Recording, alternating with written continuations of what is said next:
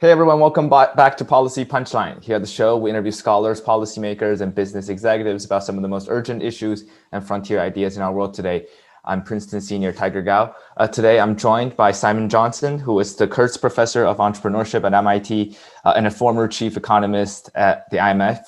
He is co-author of two books, 13 Bankers and White House Burning, and a founder of the widely cited economics blog, The Baseline Scenario. I am here to talk with him about his newest book, Jumpstarting America, which I have in my hand here, How Breakthrough Science Can Revive Economic Growth and the American Dream, co-written with Professor Jonathan Gruber, also at the MIT, and who is known as the mastermind behind Obamacare and Romney Care. So it's a very brilliant book. We're going to talk about productivity, innovation, progress, Silicon Valley, the debate about the great tech stagnation, the future of science and scientific discourse in America. So Professor Johnson, thank you so much for joining me today. Thanks for having me, Tiger. Perhaps we can just dive right in. Would you mind giving us a brief overview about the many fascinating ideas that you have presented on this book? I know it's mainly focused on science and innovation. Right, and the book begins with the history, Tiger, of science and innovation and publicly funded research and development in the United States, which was very small and really quite slight until 1940, 1941, when, because of the pressure of the global war that was then developing around the United States, the view was taken by leading scientists and by the government that there should be an organized federal attempt to use useful scientific knowledge to develop weapons and other offensive and defensive systems. And that was remarkably successful, including radar, which really transformed the Battle of the Atlantic, and of course the atomic bomb, which came directly out of that program.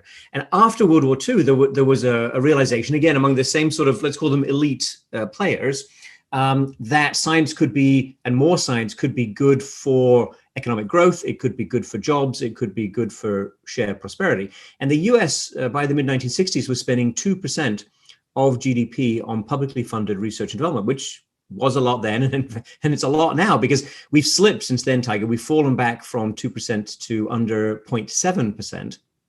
And we have allowed many of these federal efforts to languish. We've become less good at connecting some of that innovation to commercialization and to job creation. And I think, frankly, we've all paid the price in terms of a productivity slowdown. Now, this is not the only factor by any means contributing to the widening inequality, but we think it also played a role there. And all we're asking for in the book and proposing is to go back to that 1940s, 1950s, early 1960s model, which worked well in the United States. And you're at Princeton, I'm at MIT.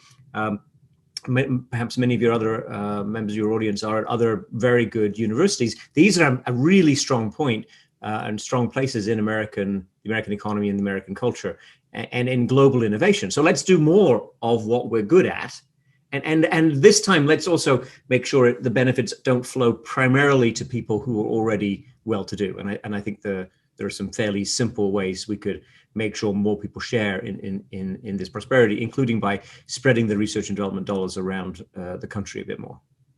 Professor Johnson, one statistic you just cited was that during the post-World War II era of the United States, we saw this collaboration between private sector, federal government. There was a lot of funding going to fundamental science research, and it was that made up around 2% of our GDP, whereas today that number is below 0.7%. So we saw that dramatic decline.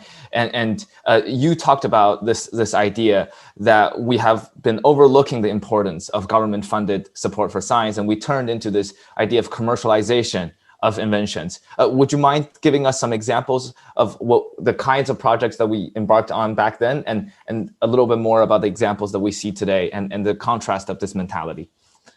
Right. Well, most of the new products and big breakthroughs of the post-World War II era can be traced back to some form of government support and government investment. So penicillin and the scaling up of antibiotics, absolutely. Electronics, including computer chips, also definitely. As I said already, radar and most of microelectronics, for sure. Material science, a lot of the, obviously, atomic physics. You can go on down the list. And those efforts, those investments that were made, because of the spillover effects, because of the knowledge that's generated from this kind of, let's call it basic science, it had pervasive and massive and generally positive effects, although we do have to, of course, be aware there are unintended consequences, for example, in the development of artificial fertilizer and the use of DDT, for example, as a pesticide. So on the whole, it's positive. On the whole, it has these big spreading effects. It is relatively hard when you're doing basic science to persuade private sector to fund that, because certainly if the private sector is coming at this from a for-profit angle, which it obviously typically is, the question is, how do we appropriate what is going to be created, and how do we ensure that our investors get the benefits of the risks that they're taking? And that's hard with basic science. And that's one reason why what's happened in the US is publicly funded R&D has declined. Private R&D has actually not declined. It's actually risen in recent decades. But private research and development doesn't do the same sorts of things as the government is willing to support. And that has undermined the productivity generation machinery, if you like, of the American economy. The Human Genome Project is a good modern example, Tiger, because in the 1980s, this idea was shopped around by leading biologists to various venture capitalists who said, great idea, we'll learn a lot, but how do we make money off that? It's general knowledge that you're creating, and we can't appropriate that. So it became funded by the federal government, and cost some tens of billions of dollars, and returns many times that each year. It's created an industry with 300,000 people. And I would say, on top of it all, a lot of the most effective tactics and techniques we've had against COVID-19 have come from that industry. So just like in 1940, 1941, a more general scientific capacity that we built, and some outstanding scientists were able to redeploy in the face of a new type of enemy, and become helpful in the past 12 months. But I would suggest, and I think we see this around us now, that as we begin to think about pandemic preparedness and other kinds of resilience for the future, that same industry and those same investments over the past 3 decades are going to serve us very well. Just to read a little bit about what you wrote in the book, not just penicillin, but also cortisones, other steroids were created back then, childhood vaccination, digital computers. The examples really go on, include jet aircraft, satellites.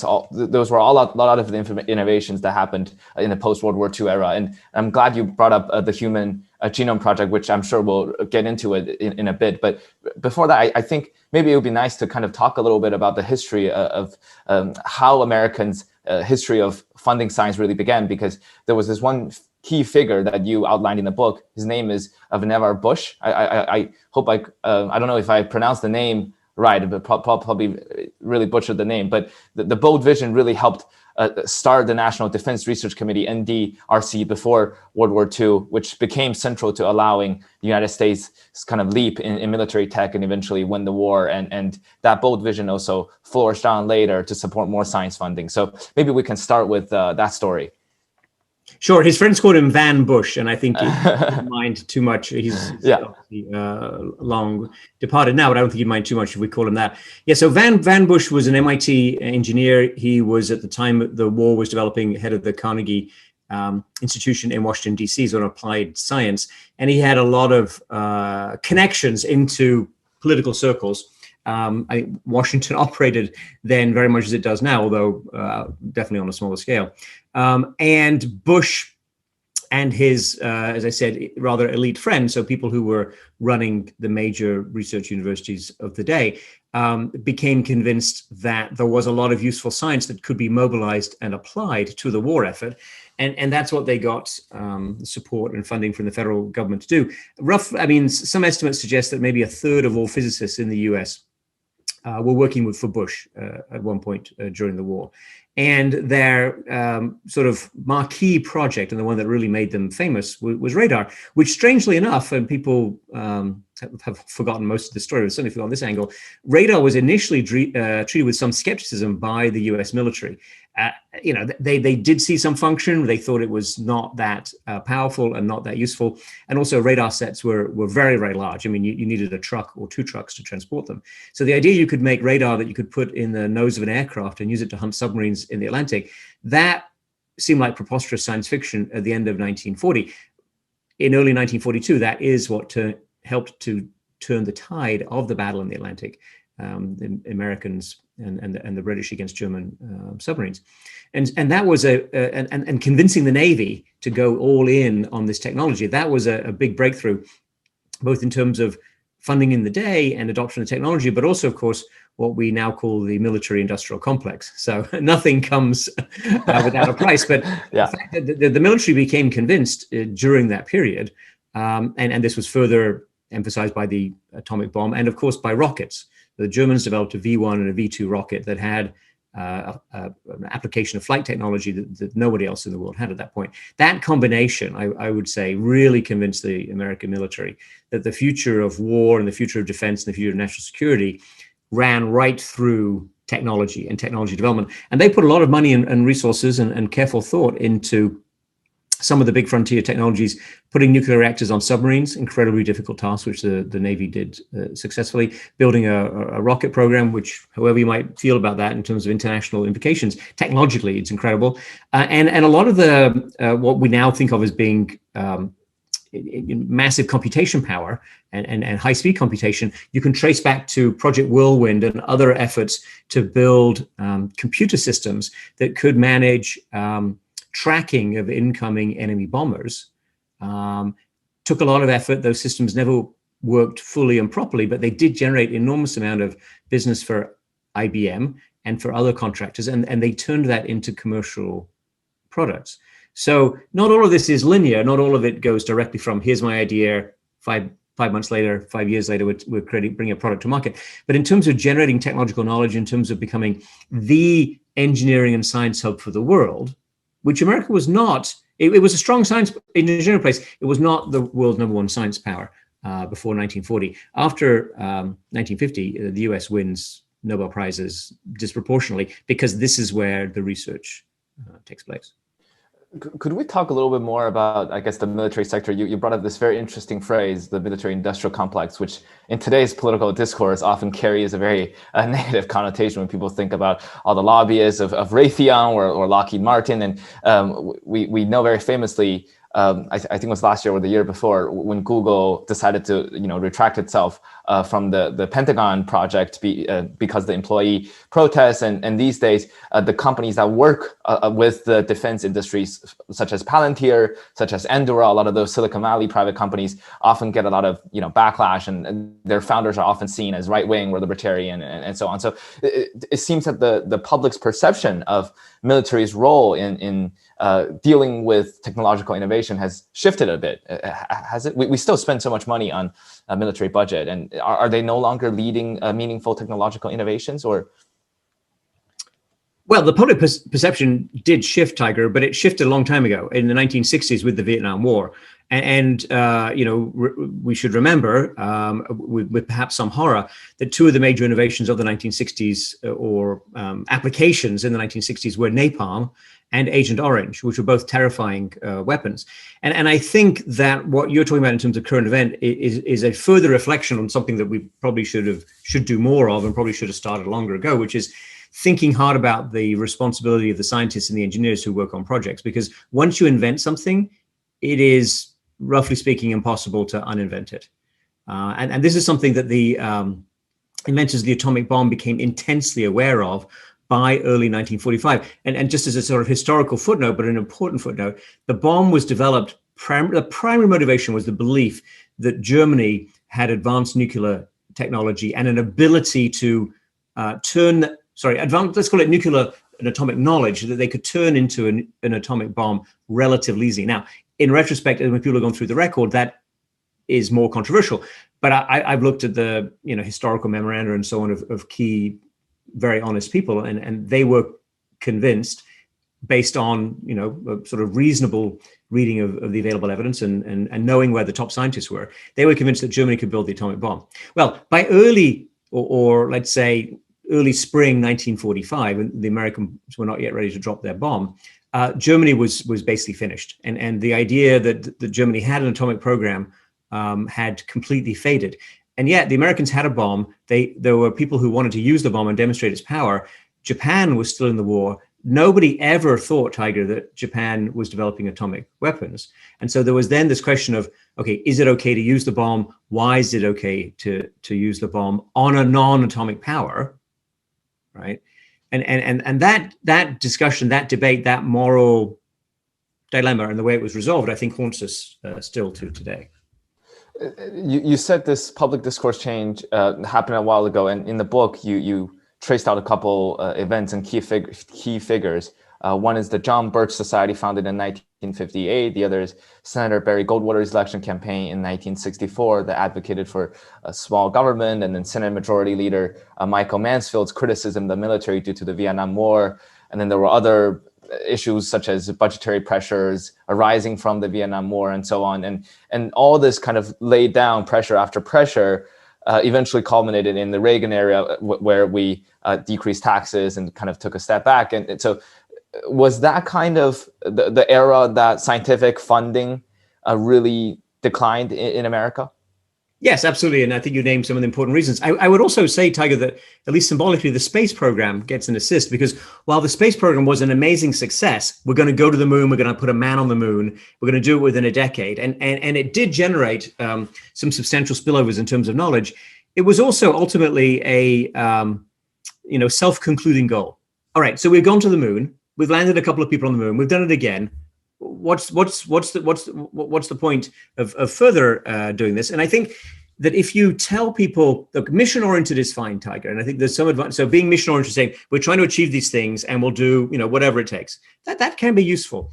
But you should be aware that when you achieve that whatever it takes goal, people say, okay, great. So we're done, right? Whereas what we argue in the book is that, somewhat unintentionally, because as I said, it came from the war effort, what the Americans created and what many other countries emulated subsequently and emulate today, right? This is a really, really big element of international competition in positive ways, I would argue, is the idea that creating knowledge, basic knowledge, scientific knowledge, can create technological know-how, which can then become products and services and generate productivity and give you good jobs and enable you to sell, things to the world that make sense, that people want to buy. So that is not something that's self-limiting, Tiger, or something that ends, right? So we're a highly, I would argue, one of the most innovative, well, actually, without question, the most innovative nation in the history of the world. With 330 million people, we're in a world of 7 billion going to 8 billion that need solutions, Tiger. We should be the hub of solutions and innovation for the world. And when does that end? When are we done? I have no idea. I mean, clearly not for 100 years or more. And yet that positioning and that conceptualization of the value and the function, why are we doing this? Why are we supporting this? What's the deal with these universities? Why do these universities get all this money, right? Why are we letting in foreigners to work in these universities? That narrative, I think, has been completely lost. It was never perhaps as articulated as it could have been, even in the 40s and 50s and 60s, but it's totally faded away, and it got squeezed out by these other narratives like we need small government, or federal government can't organize things properly, or these other stories that are wrong, but still took hold.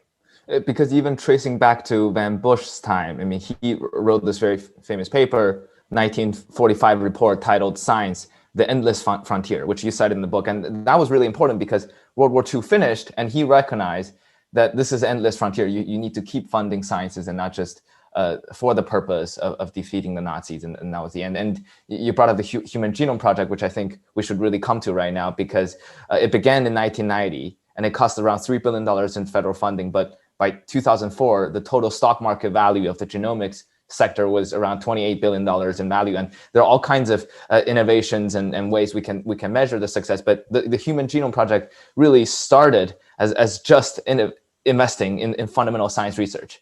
But then it literally opened up the entire sector of genomics and DNA sequencing and all kinds of therapies. Right. And look, I think at least in the minds of some of the founders of that field, all of that potential, at least in general terms, was evident to them. But you needed to have the basic investments first, and you needed to not be chasing an immediate return on capital in the first 5 to 10 years. And that's what they did. I mean, it's a remarkable achievement. By the way, if your listeners are spotting a link between the Endless Frontier report of 1945 and the Star Trek Final Frontier of the mid-1960s, they are paying attention, because that's exactly the same. That's a reflection, that Star Trek moment, which is a very idealistic, science-driven future. If you think about it, doesn't even have money in the economy that Gene Roddenberry created. That is very much the promise of 1945. Now, maybe they were over-promising a bit. I mean, you could have that discussion, but certainly the idea that technology and science can create a better future for everyone, that is something that many people believed for some decades, and then we lost our way. Perhaps it would be nice to now dive into a little bit about the difference between public and private funding, because it was really interesting. I actually interviewed one of the co-founders of the Human Genome Project, George Church. He was on the show last Friday, and he was telling me the story about how he founded the project. And he was saying we were really trying to get funding, and the private sector wouldn't give us funding because it didn't seem like there seems to be like an endless journey where we spent so much money and we only sequenced a little part of this thing, and then we had to go to Congress, and Congress actually made it sort of a permanent budgetary item for the following few years so that they could make sure that the project continue on. And you talked a lot in this book where the private sector is especially exemplified by venture capitalist firms, VC firms nowadays. They have a short time horizon for their investments, and therefore they don't sometimes have the kind of patience that the public sector investments have. So would you mind telling us a little bit more about that tension over there? Well, I think you just explained it very well yourself. I think it is about time horizon. It is about patient capital. Look, not against venture capital. Venture capital is very powerful in its influence, and sometimes can be quite positive. But obviously, it's driven by being, able to generate a return for investors within, typically a 7-year time horizon. And the government has the ability to look beyond that. Now, by the way, so do some philanthropists. So Bill Gates or other people who talk about and put money into science, and most billionaires have some scientific projects at this point. That they also have a long time horizon. In fact, the reason they do it, and the reason they explain why they're doing it, is saying, Bill Gates, can look beyond the horizon that a profit-oriented fund would want to take with regard to eradicating malaria, for example. And I'm willing to back the technologies and the acquisition of knowledge that will support that. Yeah, that's great. The problem is that Bill Gates, for all his massive wealth, is small compared to the federal government. So the scale of resources that can be mobilized and the extent of impact, the number of scientists that can be put to work, is vastly greater if you pursue the federal government route than even if all the scientifically inclined philanthropists in the world got together and pooled their money. You're 100 or 1,000 times different just in a given year. So I think that the point of the lesson from the Human Genome Project is exactly, when good ideas are on the horizon or appear to have become feasible, take a good long look at them and think about how the public sector can support the generation of useful knowledge from that science, and then be generous about that support, but also push people to be useful, and make sure that the federal government gets an appropriate piece of the upside is also what I would say, and that you generate good jobs for many people, and jobs which can be filled, or make sure people have the skills to fill the jobs of the future. I think that there's a very important matching there. And that was articulated very clearly in the 1958 National Defense Education Act, which itself was an important and coherent part of the American reaction to the Soviet launch of Sputnik, the first artificial satellite in 1957. The Americans responded with more R&D for satellites, more money for rockets, and education, Tiger, including a lot of financial aid for lower income people to go to school, high school and particularly college, and get a scientific education. And that, I think we need to do a lot more of that again. Before we talk about the public policy front in terms of how we can spur this kind of willingness to fund public projects again, I wanted to dive in a little bit more about the constraints of Silicon Valley, because you wrote this very interesting subtitle of this chapter, Into the Valley of Death.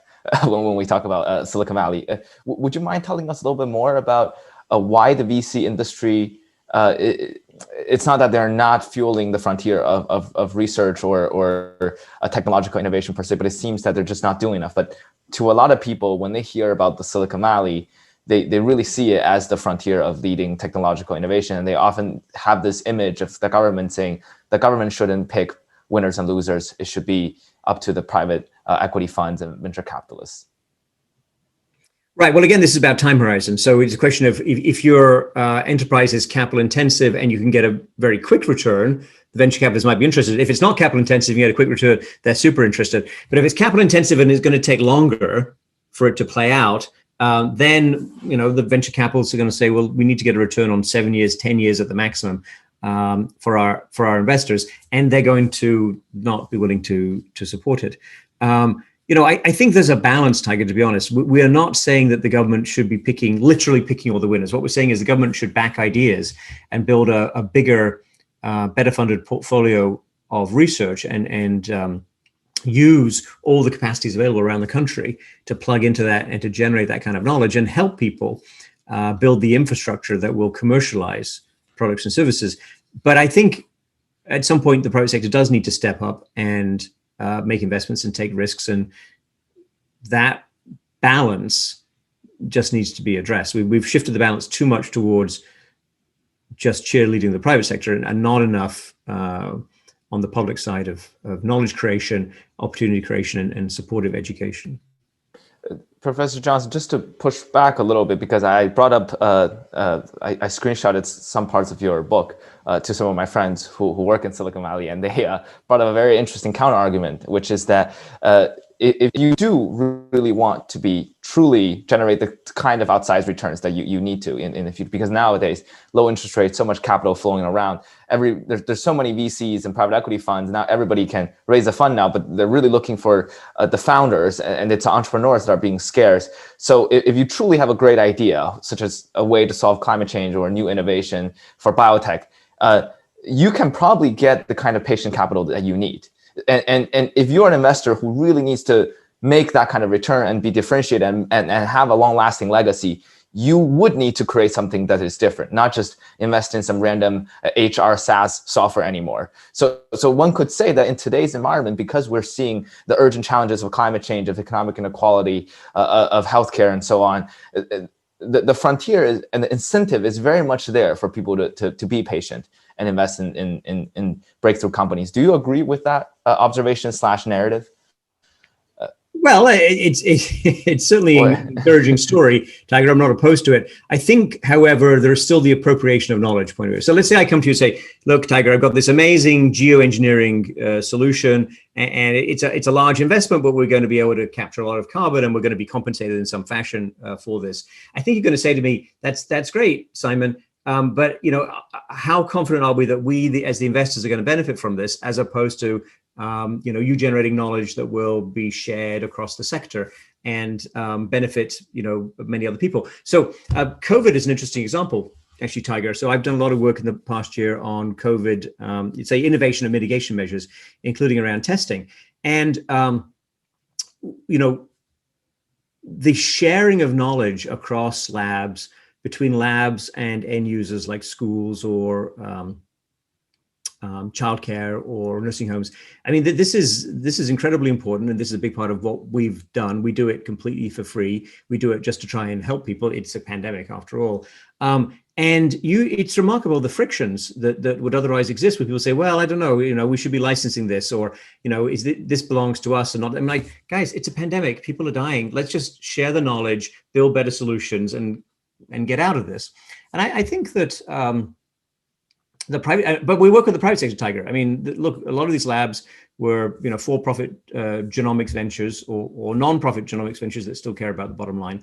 And there are many other people in and around the testing space who do make money for their investors in some fashion. And I'm fine with all of that. I just find that if you leave private enterprise to its own devices, it doesn't develop fast enough. It doesn't think enough about the social interest, because it's not their job, right? It's not the job of any private investor to enrich society. Their job, or their function, or their role, or whatever your terminology you want to use, is to enrich themselves, and they're going to focus on themselves, and that's what that's the conversation they want to have when an entrepreneur comes to them. with regard to COVID, I and my colleagues are not interested in individual enrichment or even any particular company making money. We just want to find better solutions and then share that information as broadly and as widely as possible. So I think with all due respect to your friends, who I hope they all become billionaires backing important solutions that mitigate climate change, I think I think what we're talking about is complements, not substitutes. I think the public R&D spending will help them and people like them in their ventures.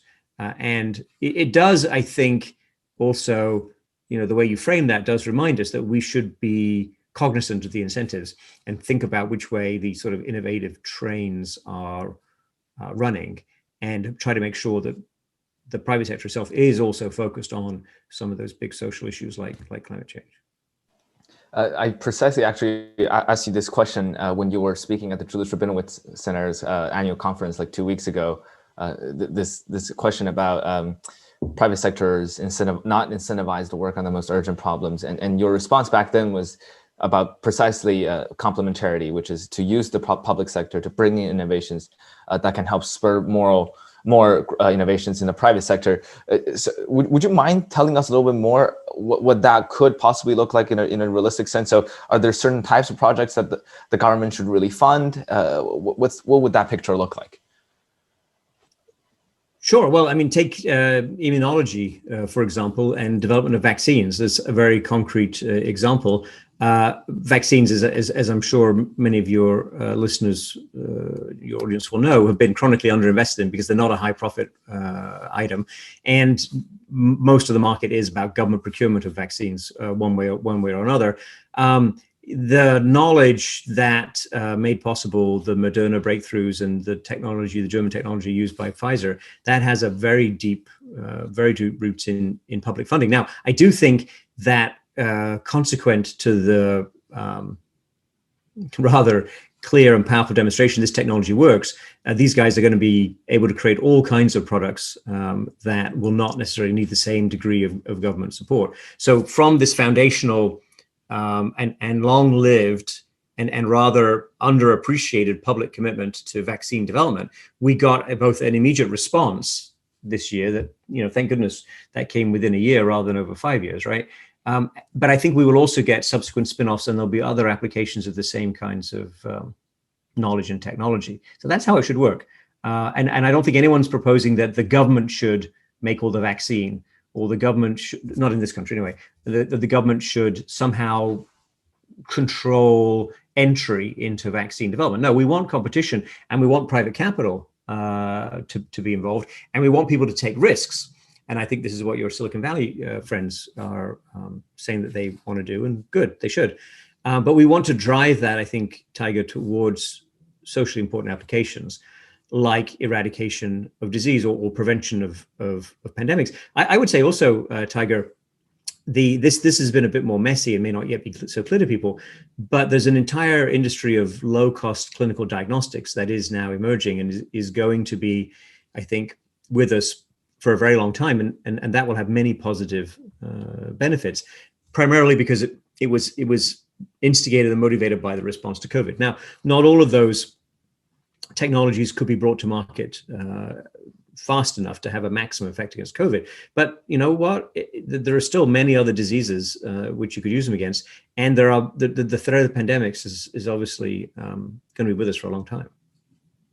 Do you think this kind of public-private partnership is realistic in today's discourse? I ask that because certainly there are a lot of people in Silicon Valley who don't work on urgent problems. But even a lot of those who do work on urgent problems, there's a sense of distrust towards government, right? They say, we're here to move fast and break things. And the only reason that we need to do this because the government couldn't do this. And what the government really created for us a lot of times is regulation. So a lot of people say it's only because of the oil and gas subsidies that the government has been giving.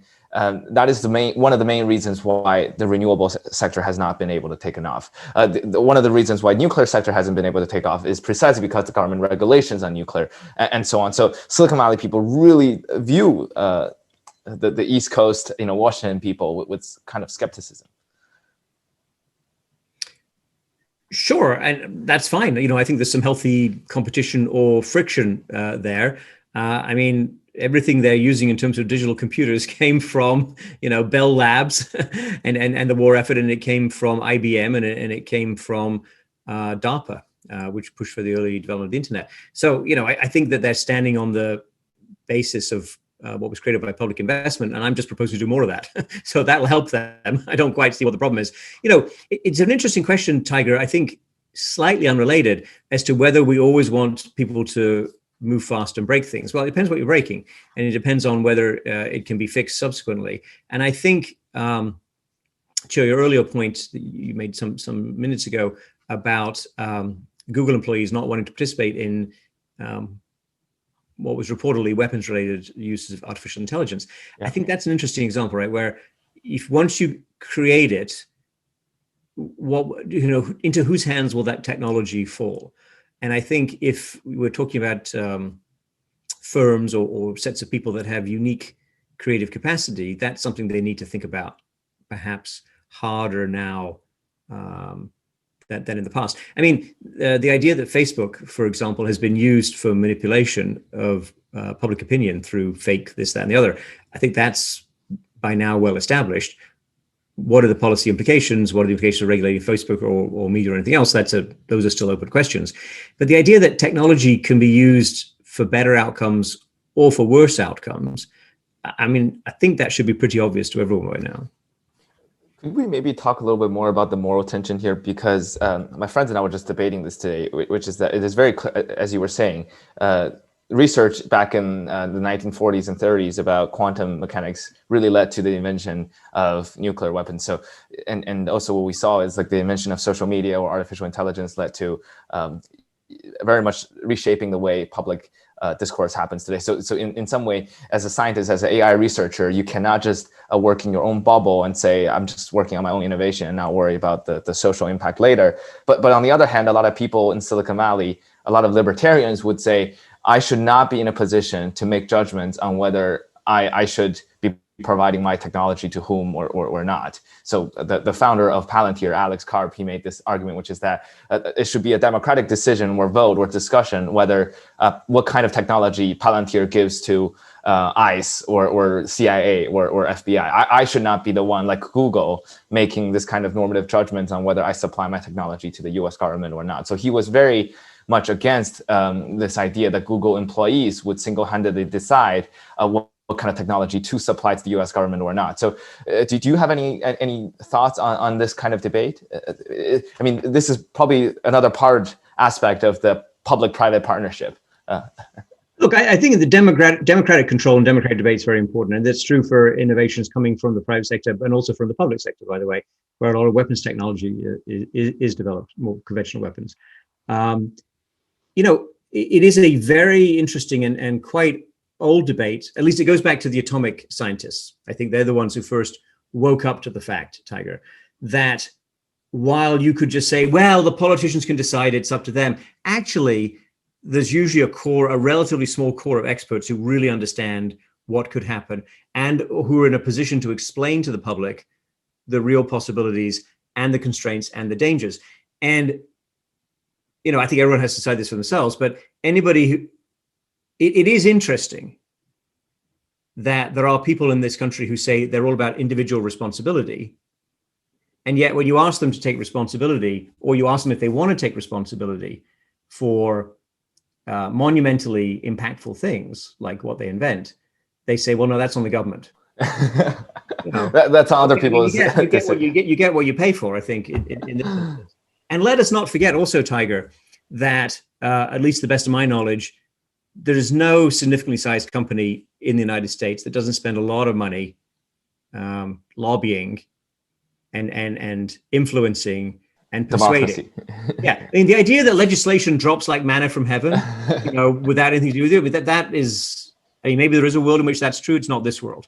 So these people are all players, and if you create big companies with lots of money and convincing stories and powerful investors, you're a player in Washington. Of course you are. Let's not be naive. And so I think that this is obviously, I'm not against innovation. I'm in favor of innovation. I mean, I'm arguing for a lot more innovation, but I think individual responsibility and owning the consequences of what you invent is That's how history will judge us all. And I think that's something that we should all think about harder than we have perhaps in the recent past.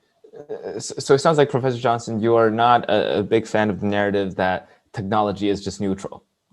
Technology absolutely has an impact on things. Well, not only is technology not neutral, Tiger, I think technology can either be many technologies, big technologies, certainly, atomic technology, computers, human genome, and artificial intelligence. I mean, those are just four ones that come immediately to mind.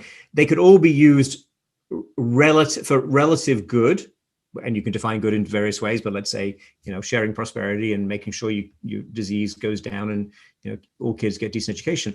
It can either be used for good, or it can be used for massive destruction, right?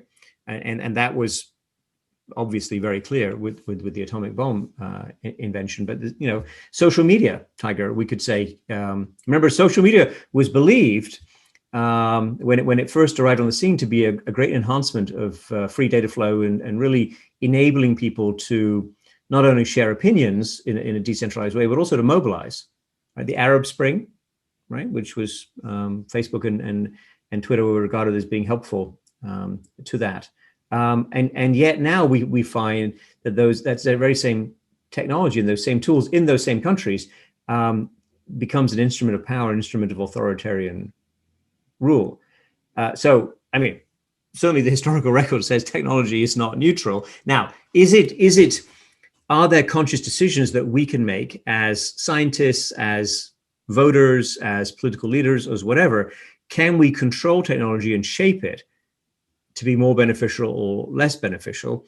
I say categorically yes to that, but maybe there's some more discussion to be had, and surely people push back on anything, including that. Based on our discussion over the last 30 minutes or so, there's another idea I want to quickly explore with you, which is the idea of opportunity cost. I've been talking to a lot of my Princeton friends, and obviously right now in Silicon Valley, there's this narrative that surely we need to tackle issues like climate change, but surely we should also work on new forms of social media, entertainment, just having fun, or consumer goods.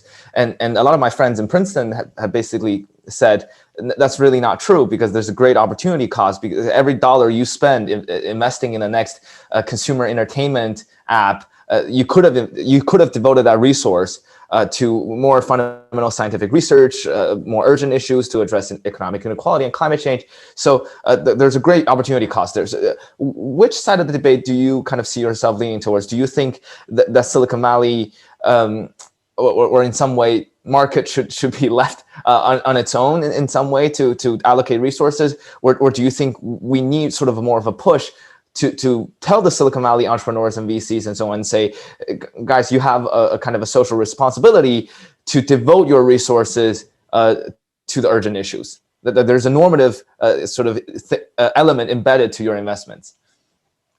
Yeah, I don't think they'll listen to that. At the same time, Tiger, it's not like there's a fixed pot of capital, and if you put $10 into something frivolous, that's $10 you can't put in something fundamental. No, on the contrary, I think you can have it all. The constraint is actually more likely to be the number of scientists and engineers, to which my recommendation would be, hey, let's give more people access to an affordable education, give them the skills and the incentive to really participate in that, in those forms of creativity and innovation. And I think there's no limit to people in the United States or even around the United States, around the world, who'd like to participate in that.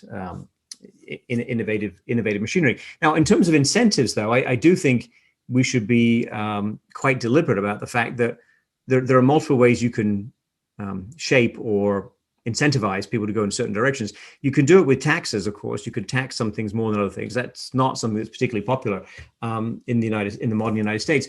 Or you can put public money in. So the point of the public R&D push is in part exactly to create more knowledge around certain areas. And this is what the National Institutes of Health has done very successfully since the 1940s. So by really pushing hard on certain frontiers, you open various new possibilities, and people can build drug companies, therapy companies, vaccine companies on the basis of that. So I think public investment as the platform to encourage private innovation and to encourage job creation, that's the approach that I would take, Tiger, which is a win-win approach. It's not saying I would never say you can't do whatever you want to do in terms of investments around entertainment, but I'm saying that if we're pushing harder on more of the basic science that can be useful for some of the larger social problems we're trying to tackle, that is going to pull more talent in to take advantage of those opportunities. I'm glad you brought up the role of scientists. So maybe we can talk a little bit more about education and the role of scientists. I was listening to this discussion between economist Tyler Cowen, Mark Zuckerberg, and there's Stripe CEO Patrick Collison.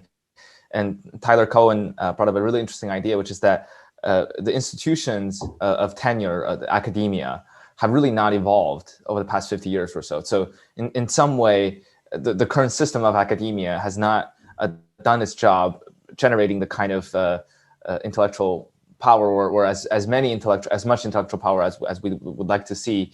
Whereas in the private sector, companies and systems and networks are constantly forced to innovate. So you've worked in policymaking. You are currently a professor at MIT. So from your lens inside the academia, do you think academia itself, whether it's the kind of incentives in the academia or the tenure selection structure where people in academia, are they incentivized to work on urgent issues, or more or less working on marginal improvements of existing knowledge just to get tenure?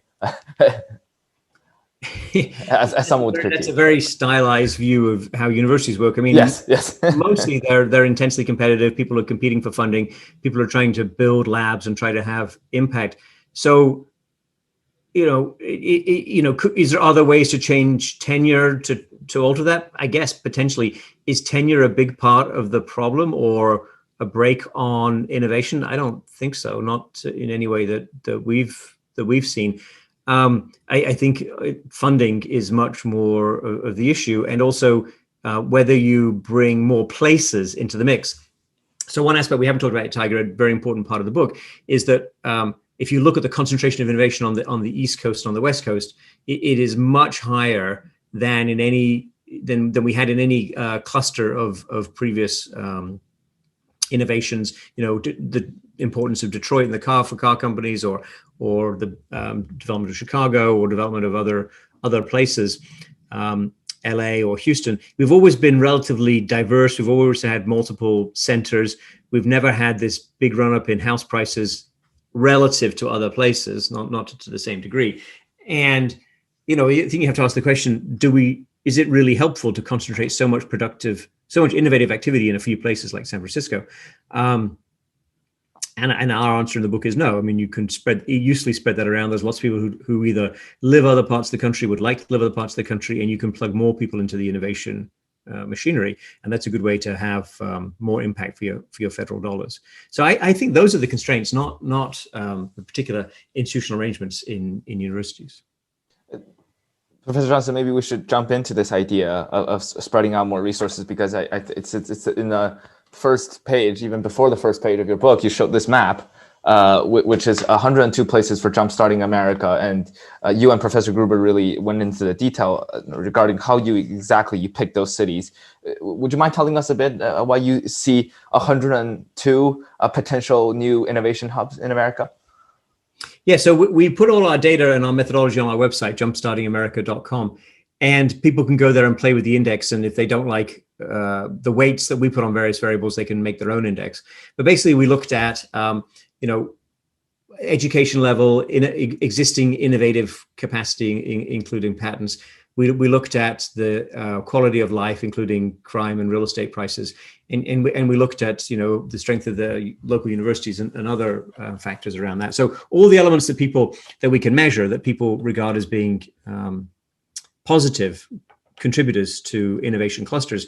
And if you look at it that way, sure, that there are, the big places like San Francisco and Boston do well, but there's lots of other places that look remarkably strong, at least in terms of potential.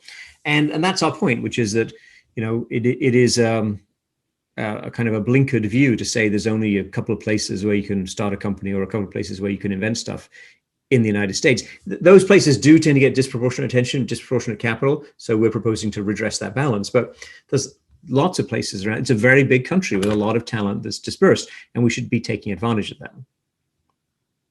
It's really interesting because you brought up this idea at the Julius Rabinowitz Center conference. You said that government capability below the federal level is very limited. So on the federal level, there are some very dramatically different philosophies, but on the local level, you have been talking to lots of mayors and local government officials, both in the process of working on this book, and I imagine during COVID crisis. So would you mind giving us a little bit more of a contrast between what the federal government level people, policymakers are thinking, what local governments people are thinking, and also there are different capacities in pushing for this innovation hub?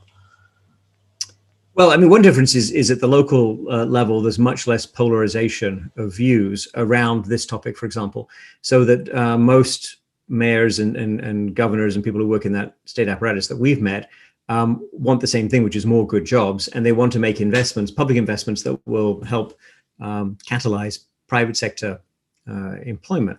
And that's, I've had plenty of conversations with people where I didn't bother to look up in advance if they were Democrats or Republicans. And subsequently, I'm like, okay, was that a Democrat or Republican? I don't know. I don't care. It doesn't matter. So that's one thing. I think in terms of the capacity and capability, only the federal government has the fiscal firepower to really move the needle here. And that's something we have to be aware of and take seriously. So it's federal policy that can really boost areas of science and generate new fields for research and breakthrough innovations. State and local, even the best finance of them can't do that. So if we do want to create this 102 innovation hubs, does it mean that it has to be a little bit more federally led, slightly more top down? Because one really interesting example you cited is the Amazon headquarter 2 example, when Amazon threw out the bid and said everybody can come here and basically give us proposals regarding what kind of tax breaks you can give us. And it just became a bottoms down deregulatory race that you weren't a big fan of. Yeah, race to the bottom is what. Yes, race to the bottom. Yes. Well, mostly tax breaks. Mostly what these firms want is they want tax breaks. And states give away about $50 billion a year in tax breaks to firms that most of which would have undertaken the same investment in the same place anyway without the tax break. That's what the research says. So yes, what we're specifically encouraging in the book is a race to the top and public federal dollars being offered to places in return for them committing to make their own local investments and build up matching capabilities, including in education, including in infrastructure, including in whatever else would be necessary and helpful. So that partnership between levels of government, I think, is an important part of what we're proposing, and using that same competitive mindset that Amazon used, but using it for a win-win. I mean, the federal government is not asking state and local to cut taxes; they're asking them to make co-investments, and I think that would be a big difference if we could get to that. Would you mind telling a little bit more about the policy implications there? Because you said that a lot of times local governments give those big tax breaks, but the research has shown that companies would have built there and do business there anyways. But I guess from a local mayor or state governor's perspective, it's still very hard for them to pull out of this mindset that they have to go down this race to the bottom. It seems to be like a collective action problem. So will we see some kind of political collaboration, coordination between different states and say, together, we're not going to do this race to the bottom thing again? Is that realistic? But there's no signs of that, Tiger. No signs of the states spontaneously coming together to agree not to compete for business by giving out tax breaks. No, the point is that use the federal money to encourage the states to invest and use their tax revenues for a different purpose, which is, let's say, build up technical universities, producing graduates who have the skills necessary to work in the sectors that you're going to be developing in that area. So encouraging co-investment and persuading state and local that's a better way to generate, good, well-paying jobs that are going to be stay with you as international competition develops. That's our proposal. A very interesting connection between politics and science that you put in the book is that scientists have arguably moved to the left and the political spectrum has shifted to the right. in ways not favorable to supporting unfettered scientific research and this kind of implication. So how have the political views of scientists influenced policy and decisions for public investments? Why do you say that the scientists have shifted to the left and the political discourse shifted to the right? Well, in the 1930s, a lot of scientists, including the ones who really initiated the big federal push into R&D, were conservatives. They were Republicans. They didn't like FDR's New Deal. And they came to the idea that the federal government should be proactive and put dollars in with some reluctance, and only in the face of this massive global war that was developing around the US, and in face of the fact that some of the potential enemies, including Germany, were apparently quite advanced in terms of technology and in applying technology to the weapons of war. So that was then. I mean, now obviously the debates are quite different, and there's a lot of issues, for example, around climate change, where if you look at the polling, the scientists are strongly supporting the idea that human action has changed the climate, and significant changes in policy are necessary to redress that. And that view, for example, is not one shared by many conservatives. So I think on some other similar issues of substance, the scientists are to the left of where they were. And as you said a little while ago, the shift in American politics towards this kind of small government and government should keep its hands off my business, and the Reagan era, that has moved the center of gravity in American politics to the right, if we define left-right in terms of how much should the federal government do, what is the federal government capable of doing. Do you see that consensus shifting a little bit in light of COVID, especially today? I mean, we're seeing $1.9 trillion package going through. Arguably, the economic consensus, the economic orthodoxy of the old age of austerity has somewhat been replaced by this Keynesian consensus today, in terms of at least in stimulus packages. Well, that package got 0 Republican votes in the Senate. Yes. So, look, I think though, COVID has some special characteristics. I think a bigger question which is coming up is when infrastructure is brought to Congress, infrastructure package, there'll be an infrastructure spending package, which will be discussed and voted on presumably in the coming months. We will see how that breaks out, Democrats versus Republicans. There are plenty of Republicans who, when you talk to them in private, will say that they believe investing in research and development for national security purposes is important. And there are people who bring up and emphasize, actually much more than we did in the book, the fact that China is investing heavily in R&D, and some people see that as requiring, at least a matching response from the United States in terms of investment in similar capabilities, and maybe there are ways to move ahead of other nations in terms of that kind of investment. So the idea that R&D is tied up with sustainable national prosperity and viable national defense, cyber warfare, for example, right, links straight back to computer capabilities.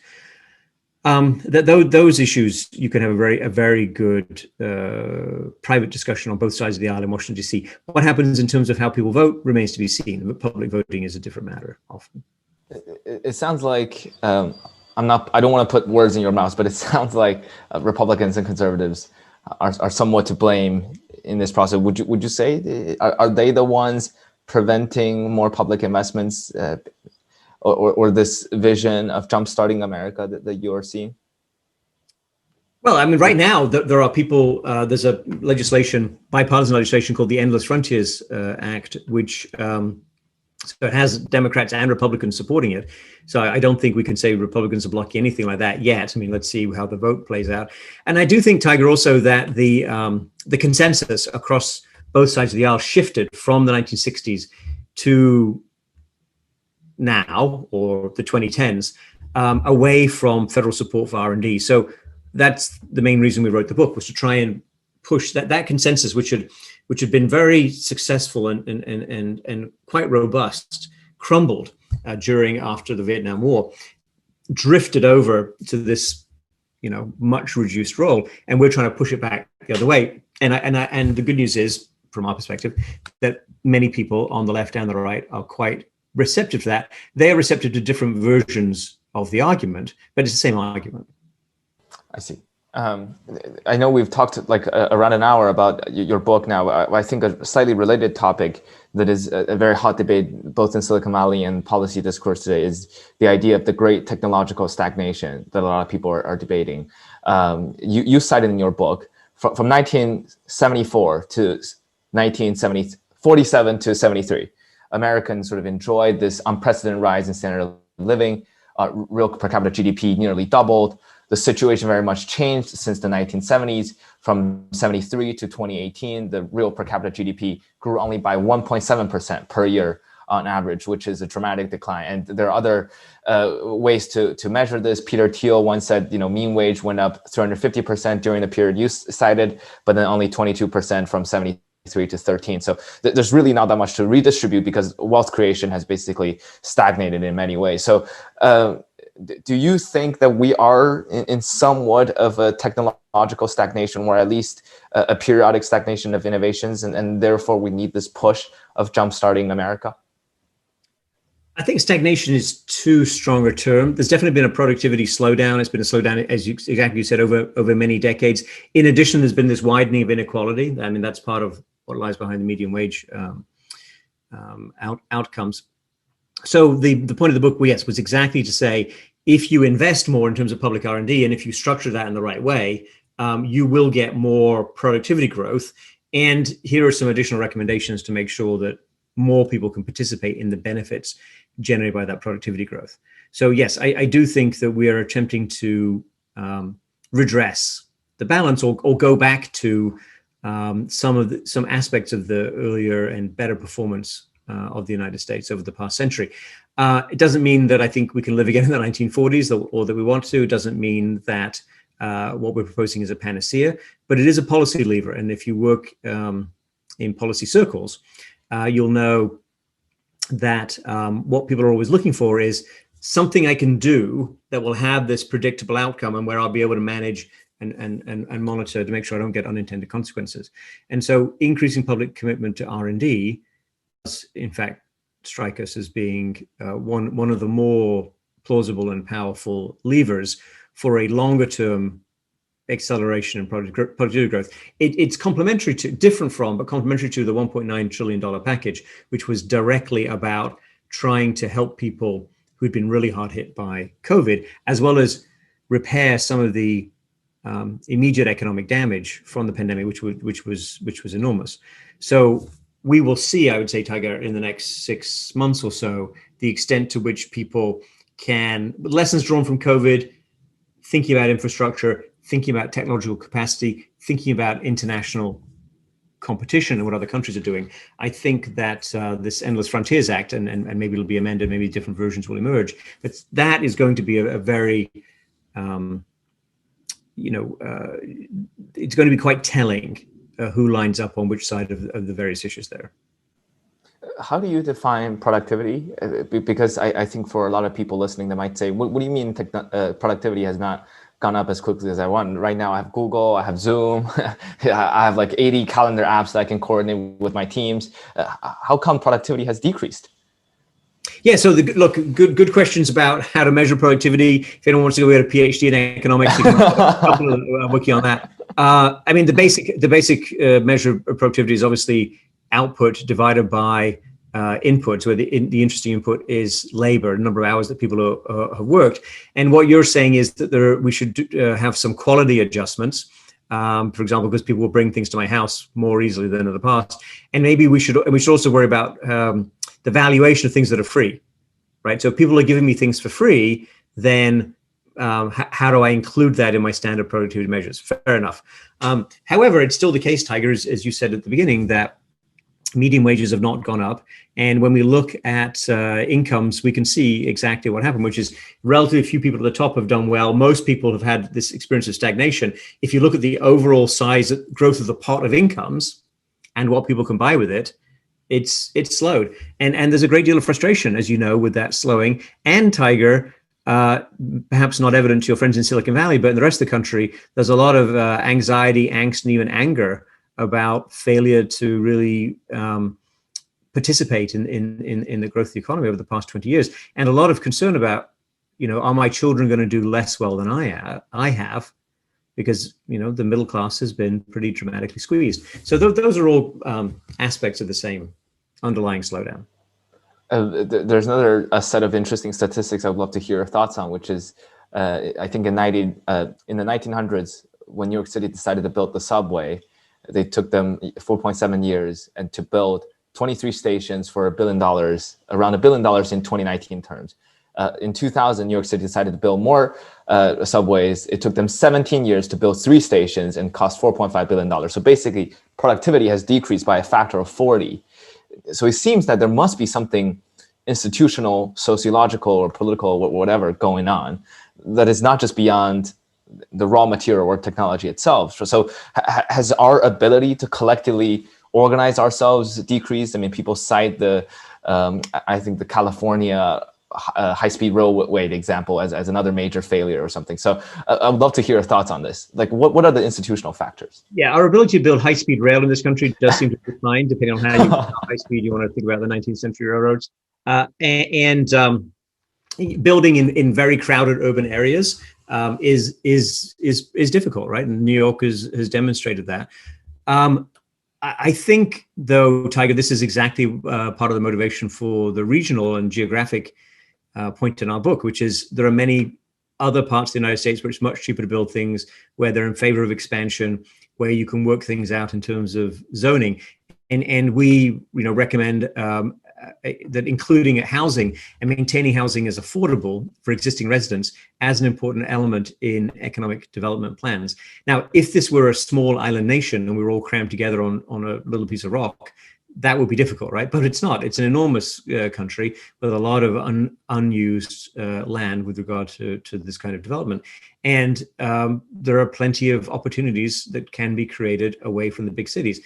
If you crowd, all the innovative creative activities into a few square miles or even a few square half kilometers in New York City, then yes, you're going to get some of these crowding problems and it's going to be difficult to upgrade those systems. But why are we doing that? And it doesn't really make any sense.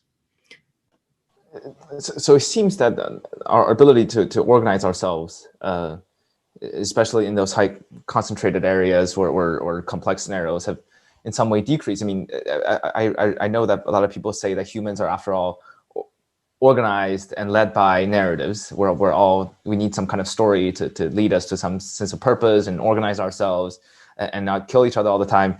Do you think the current set of narratives that we're hearing are sufficient to make ourselves bind together and tackle common challenges? I mean, some of the narratives are like climate change, but we also know there are very strong downside risks, such as polarization, misinformation, all kinds of forces, systemic forces that are preventing us from getting to that better narrative. So what do you see as the urgent challenges on that front?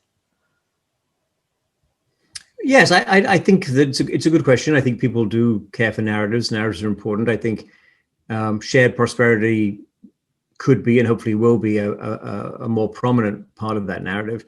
And then guiding technology and being responsible for how technology delivers better outcomes to people in this country and around the world. I think that's something that we can reasonably talk about, and we can make that an important part of policy. I mean, John Gruber and I are both, people who spend a lot of time around policy over decades, and we're both convinced that you should prioritize feasible actions that will have the desired consequences.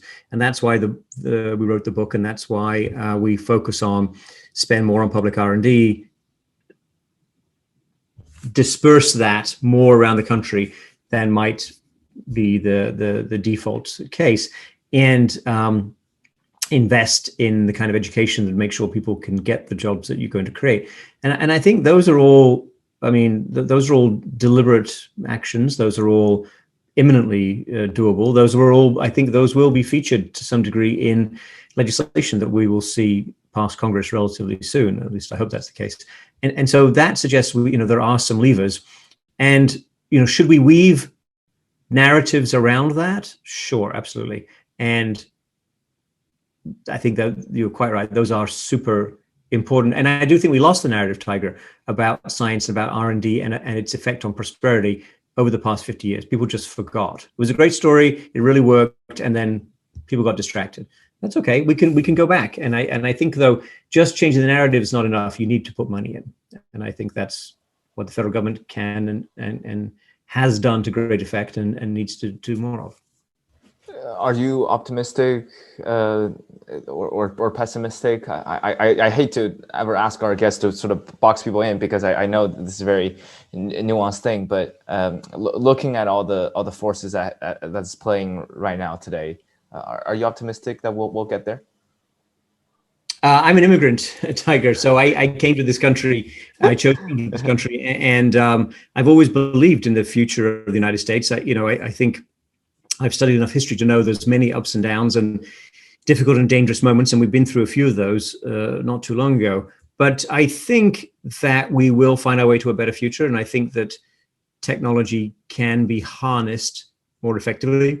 We've done that in some periods in the past. I think we should respect workers more. I think we should focus more on raising income levels at the lower end. I am encouraged by the fact that many of those ideas, versions of those ideas, came through in the recent package that passed Congress. But there's obviously a lot more to do and a lot more structural issues to struggle with. We only have around 15, 20 minutes left. So I do want to touch on one part of your career, which is when you were IMF's International Monetary Fund's Chief Economist, especially during a very tumultuous time back in 2007, 2008, and during the global financial crisis. That was a very big shock to the system, to the world. And we saw in 2020 the COVID-19 shock.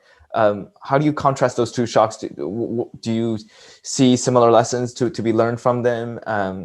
I know that in 2020 and 2019, when you were dealing with COVID-19, you were probably in a much different position, thinking about different issues, but I would still love to hear your take on these crises and your experience from them. Well, obviously, they were very different in terms of origin of the shock. And one was the result of a boom in which people became incautious about lending, and the mortgage market was the heart of it. And the other was much more of a shot out of the dark in some sense, and in a public health crisis. I do think, Tiger, one similarity that may be worth dwelling on, particularly in this context, is that the mechanisms that we have for reacting to crisis and for stabilizing the macroeconomy are substantial and they are powerful, but they do tend to tilt towards helping some people more than others. So what do I mean by that? When the Federal Reserve cuts interest rates, that is going to tend to help the stock market. It's going to help people. People are going to think, well, the future cash of these companies is worth more because interest rates are down, and the Fed is going to do what it takes to bring back substantially their earnings, at least indirectly. And that's good for some people, particularly people who own shares in the stock market. If you were at the margins of the housing market, or if you had a relatively exposed place in terms of your job or where you lived, or lived in cramped conditions, when COVID broke, you were exposed to dramatically more risk, financial risk, public health risk, but catastrophic human risk. And I think also when we talk about risk, Tiger, and people often think about risk, including probably the kind of people who listen to your podcast, think about risk in financial terms, meaning volatility. It goes up, it goes down, it goes up, it goes down. And people say to you, well, you can, as long as you can hold on to your investments, you can ride through that volatility. You might even get compensated by higher return. That's a compensated for higher risk. That's true in some situations, but remember, there's another kind of risk, which is the risk that you go down and don't come back. You lose the house and you're out of the housing market as a homeowner. Your health is destroyed. Your grandparents or your children die, right? And I think we have not thought enough about the way in which we have created automatic stabilizers or easier stabilizers that protect some people. I mean, if you could work remotely, as I have done for the past year, I don't think there was any decline in my productivity. In fact, I think I did a lot more in this last year than in many other years because there was more to do, including around COVID.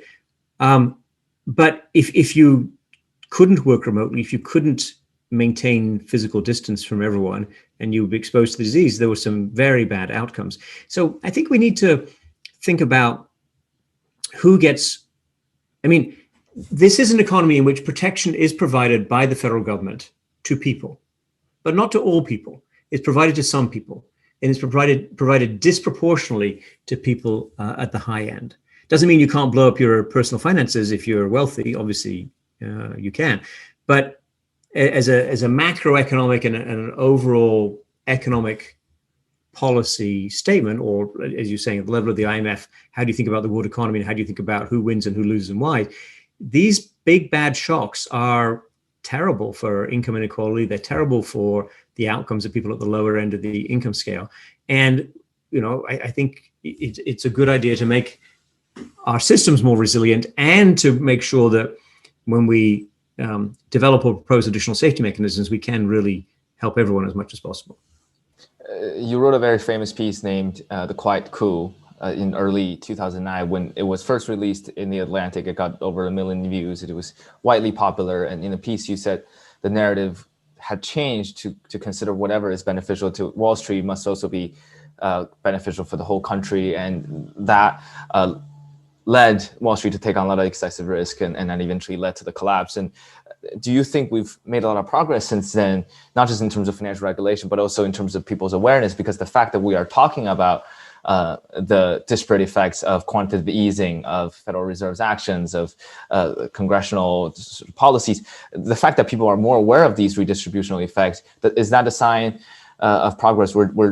Do you, when looking at a lot of the substances, still feel like we have a long way to go? Well, we have made progress on some things. I think there's much more skepticism of Wall Street, more skepticism of big banks. I think most of the regulations that were put in place by the Dodd-Frank legislation of 2010 were sensible and have found their way into some reasonable manifestation. It doesn't mean there aren't risks in the financial system, by the way, including because it's global and immensely opaque. I think you are right that there is greater anxiety and concern about income inequality, which is a broader point than just finance. I'm not sure how much that has changed views around policy. We'll see. So again, the $1.9 billion attempted to address that in some part. Is it a one-off? Will we continue down that road? I don't know. I think that we are now concerned, many people are concerned about the rise in the influence of the technology sector, Tiger. So the so-called techlash is a real thing, and it's grounded in, people like free internet search. I don't think many people object to that, but they worry that there are hidden costs to that, or there are hidden, forms of disinformation or even abusive or even predatory behavior by companies around, various uses of information technology.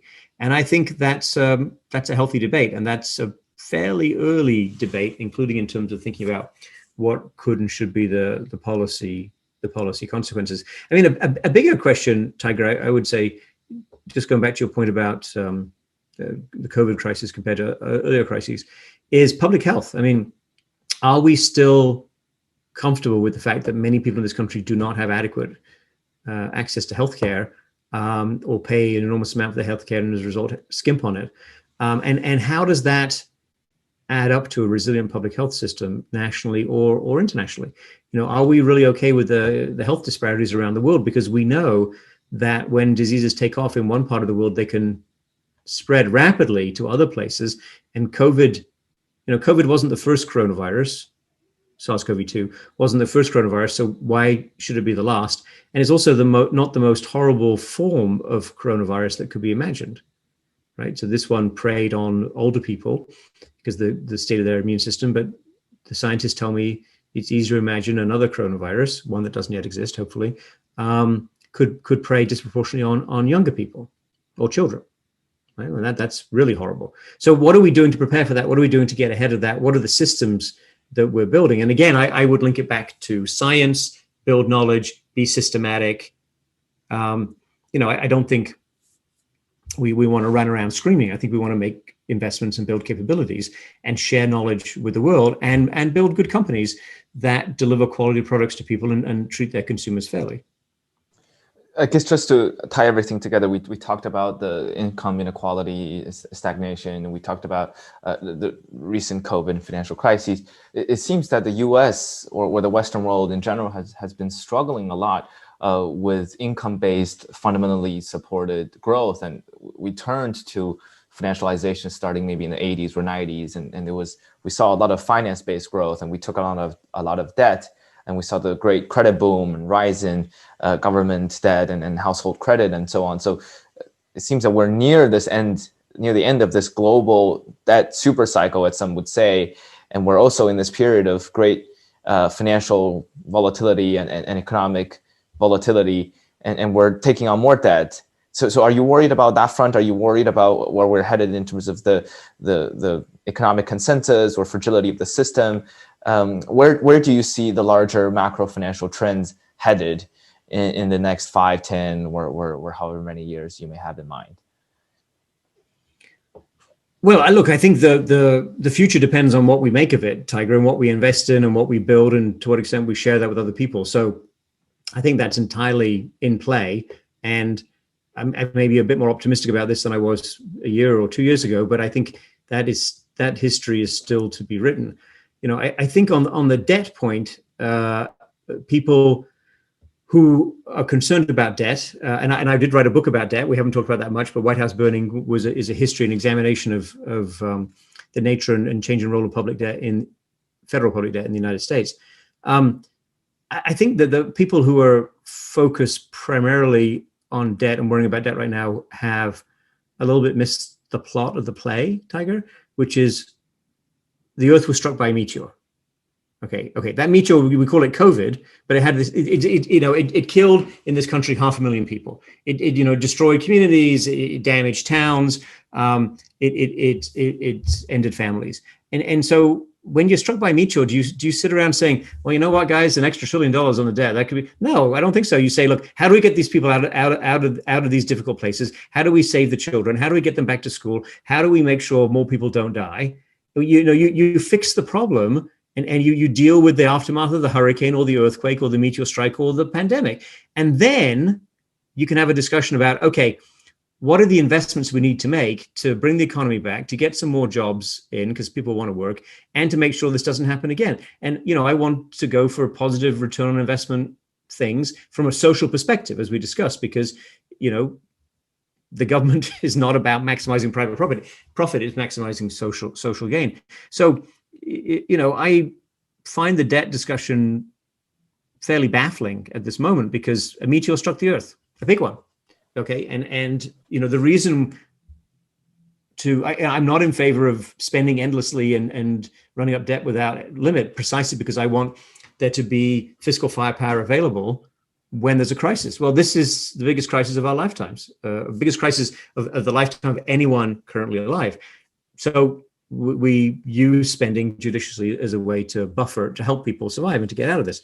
And there are many, many countries around the world, Tiger, as you know, that don't have the capability that we have and that are struggling massively and tragically as a result. So I think that we're stumbling. We've stumbled a lot in the past year. There's no question. The last 12 months were very rough, but we're beginning to find our way out. And I think we'll do this better for ourselves, and I hope we do it better for other people as well, and help as many people as we can. I completely agree with everything you just said. I guess just to gradually wrap up here, how can people learn more about your work? What are some of the other things that you are working on? What are some of the other big topics on your mind that you're planning to research? Well, I think all of the above that we've been talking about, Tiger. The future of economic policy. We have a website, jumpstartingamerica.com, where you can look at those ideas. And I write a monthly column for Project Syndicate. If you Google my name, you can find various other opinion pieces I write from time to time. And I think there's plenty of material out there. Absolutely. So the name of our show is Policy Punchline. It's a longstanding tradition. We always ask our guests at the very end, what would your punchline be? I mean, it could be about anything that we talked about today or we didn't touch on. What would be your punchline? I think choose your technology priorities wisely and be very aware that those choices need to be deliberate, because you are shaping your future, your children's future, your grandchildren's future. So I think, we all need to pay much more attention to those things, Tiger. And we need to find ways that policy can affect those technology choices and technology outcomes in a meaningful, deliberate, and decisive way. That was a wonderful punchline. Thank you so much for joining me today, Professor Johnson. It's really funny. I wanted to bring this anecdote to you. I had met your co-author, Professor Gruber, I believe 2 years ago when he was at Princeton attending a healthcare conference at the Griswold Center for Economic Policy Studies. And I asked him for an interview. He said he was really busy and he was working on this book that's about to come out. And then in 2019, this came out. This is actually my second copy. I bought my first copy and I carried it back to China with me. And I this time I just got it again and read it again. So every time I'm reading it, I'm learning new stuff. So it's such a wonderful pleasure to be able to at least interview one of you on this book. So yeah. Great. Well, thanks for the opportunity, Tiger. Really appreciate your time. Yes. And this concludes this episode of Policy Punchline. Please go visit policypunchline.com to learn more about this interview and also follow Professor Johnson's work. Again, Jumpstarting America, How Breakthrough Science Can Revive Economic Growth and the American Dream. Thank you so much for listening today. We'll see you next time.